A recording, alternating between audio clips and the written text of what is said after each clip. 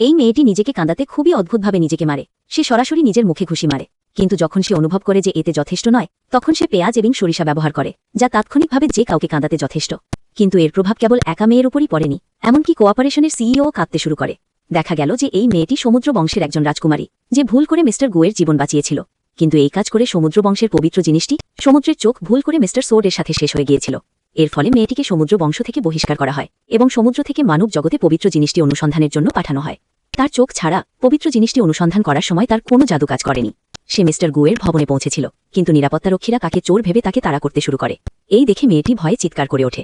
পরের মুহূর্তেই অলৌকিকভাবে মিস্টার গু হঠাৎ তার সামনে এসে উপস্থিত হয়। মিস্টার গুকে জিজ্ঞাসা করলেন তিনি কিভাবে নিখোঁজ হয়ে গেছেন। তারপর তাকে পুরো সত্যটা বললেন মিস্টার গুজ। তার হৃদয়ে পবিত্র জিনিসটি জ্বলজ্বল করতে দেখে তিনি অবাক হয়ে গেলেন, কিন্তু সে কিছু বলার আগেই নিরাপত্তারক্ষীরা মেয়েটিকে বের করে দিল। মেয়েটি কেবল সিবের চোখ ফিরিয়ে আনতে চাইল। তার মনে পড়ল যে শেষবার যখন সে সমস্যায় পড়েছিল এবং কাঁদছিল, তখন মিস্টার গুকে তার সামনেই ডাকা হয়েছিল। তাই এখন সে নিজেকে কাঁদানোর চেষ্টা শুরু করেছে। দ্বিতীয় অংশের জন্য ভিডিওটি লাইক, শেয়ার এবং চ্যানেলটি সাবস্ক্রাইব করুন, অথবা পেজটিকে ফলো করুন।